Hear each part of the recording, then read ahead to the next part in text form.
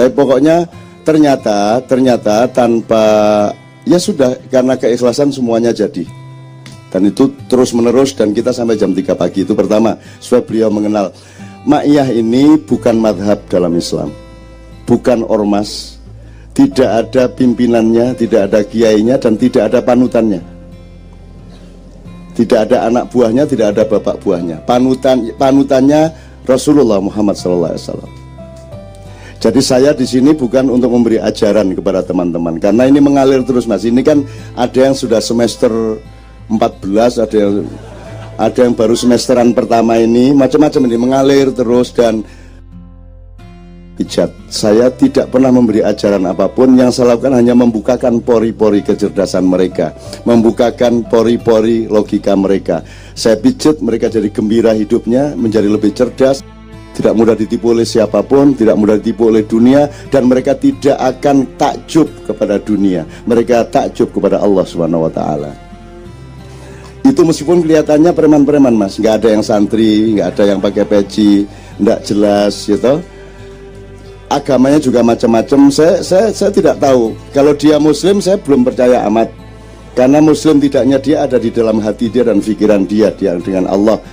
Kalau dia tampil ke saya dengan peci dan dia sholat di depan saya, itu bukan jaminan bahwa dia Muslim. Sebagaimana saya juga belum tentu Muslim di hadapan Anda, meskipun tanda-tanda keislaman saya ada. Tapi siapa tahu saya sebenarnya menipu Anda, kan Anda juga tidak tahu. Maka mereka sangat berhati-hati, dan mereka tidak mudah untuk menuduh-nuduh siapapun, sehingga mereka sangat rendah hati. Jadi Pak Abdullah, ini bukan gerakan politik, bukan gerakan apa-apa. Ini cuman tukang pijit keliling, ya, anak-anak jadi kerjanya lebih bagus, badannya lebih sehat.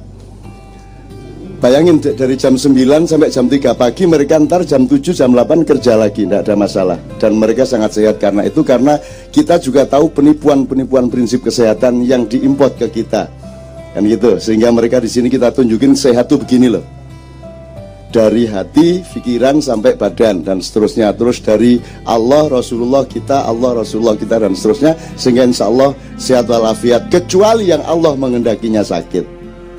Kalau itu sudah di luar manajemen kita. Jadi Pak Abdullah, jangan, ini di sini tidak ada penganut saya. Kalau pengikut Rasulullah itu urusan mereka, tapi tidak boleh menganut saya. Di antara Allah sama Anda tidak boleh ada siapa-siapa kecuali Rasulullah. Tidak boleh ada saya, tidak boleh ada MUI, tidak boleh ada NU, Muhammadiyah, Madhab, Wahabi, Sunni, Syiah, Ahlussunnah, apa aja tidak boleh ada. Yang ada Allah sama dia. Kalau sholat tidak boleh ingat apa-apa kecuali Allah, dan kalaupun ada yang selain Allah diingat hanya Rasulullah Muhammad SAW. Karena selama ini dunia, PBB, negara, NKRI, MUI, Ustadz, Kiai menghalangi jalannya manusia untuk menghadap kepada Allah Subhanahu wa Ta'ala. Maka di sini Anda menempuh kemerdekaan. Yang disebut kemerdekaan Ma'iyah nomor 1 adalah Anda mandiri kepada Allah, karena engkau lahir sendiri dan nanti meninggal sendiri, tidak bisa dilindungi siapapun. Meskipun orang tuamu sendiri, sahabatmu sendiri, ustadzmu sendiri nggak bisa melindungi kamu. Yang bisa menolong kamu cuma satu, doa anakmu atau syafaat Rasulullah Muhammad SAW. Ya teman-teman sekalian, jadi ini sekali lagi ini bukan gerakan sosial, bukan ini cuman ya orang iseng-iseng datang daripada mau nonton nggak punya duit, ya toh? Mau apel juga udah nggak jelas. Jadi mending ke sini gitu, Mas. Nah, lumayan di sini ketemu malaikat Jibril sama iblis sekaligus. Nah, mereka tinggal pilih. Setiap mereka melangkah itu keputusan pribadi mereka. Kalau Wahyu membacakan gerakan Ma'iyah merdeka, itu keputusan Wahyu sendiri. Kan begitu ya? Dan setiap orang boleh membuat gerakan apapun, karena ini bukan madhab, bukan Syafi'iyah, bukan Hanafiyah, bukan Malikiyah, bukan Hambali, bukan apapun. Yang ada adalah setiap orang jujur kepada dirinya sehingga dia jujur kepada Allahnya. Kira-kira gitu ya. Dan tidak boleh ada yang punya possessiveness satu sama lain.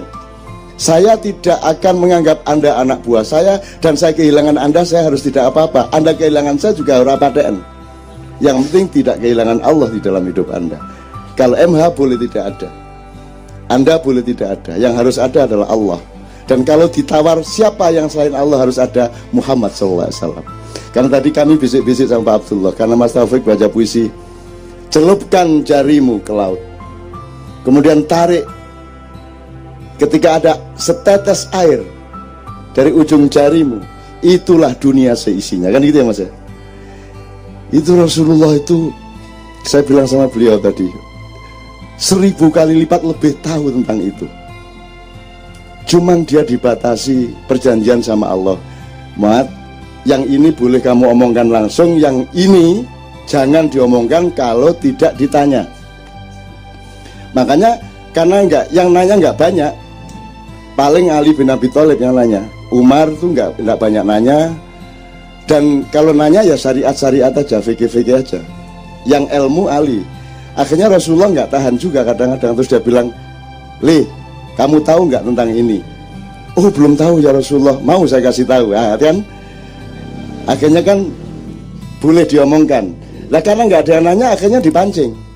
Dan lihat hadis-hadis kan banyak yang begitu. "Tahukah engkau?" Lagi ya apa kan sing takon iki arek-arek ini. Dileng delak hom tok ae. Kan sing takon akhirnya kepeksa iki. "Tahukah engkau siapakah orang yang," gitu kan?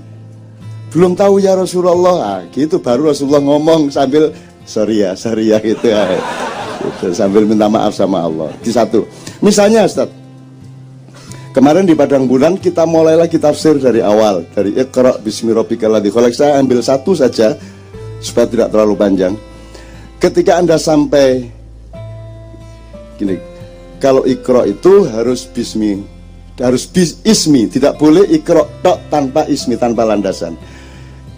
Kalau Anda punya landasan, landasannya harus Allah. Jadi Iqra bismi Allah, tapi Allahnya pada fungsi Rob, bukan Iqra bismi ilahik, bukan, tapi Iqra bismi Rabbik. Ini nanti ada urusannya sendiri. Baru Anda harus tahu bedanya Allah ilah sama Rob. Kalau Anda bersyahadat, jangan asyhadu alla Robba ilallah, tapi asyhadu alla ilaha illallah, karena ada bedanya dua itu, posisi dan fungsinya, gitu ya. Nah, ini kapan-kapan untuk PR kita. Terus Iqra bismi rabbikal ladzi khalaq.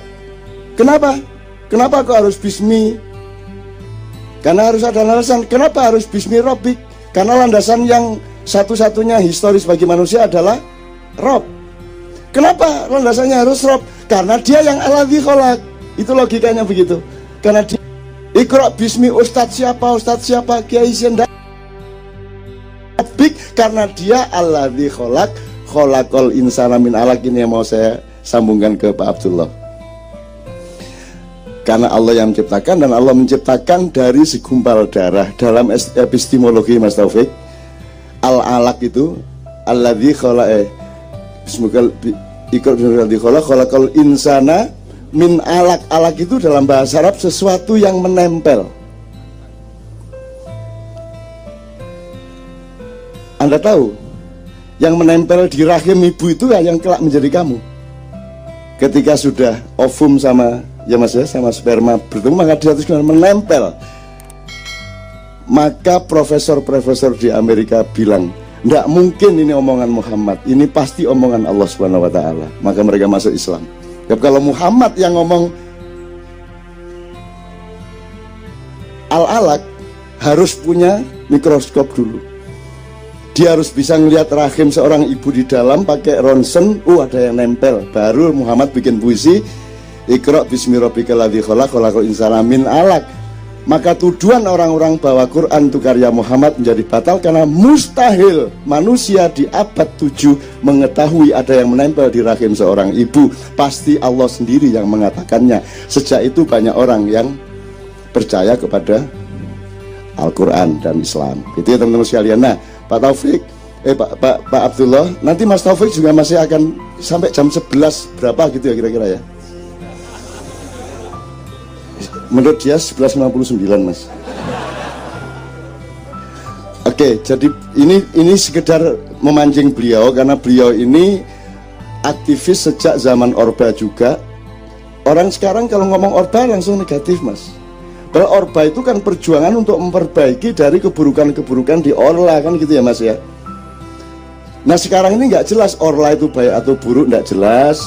Orba baik atau buruk nggak jelas. Reformasi baik atau buruk nggak jelas. Tergantung dia pas capres 1 apa pas capres 2. Kan begitu. Baik buruk tergantung kepentingannya sekarang, kan begitu. Nah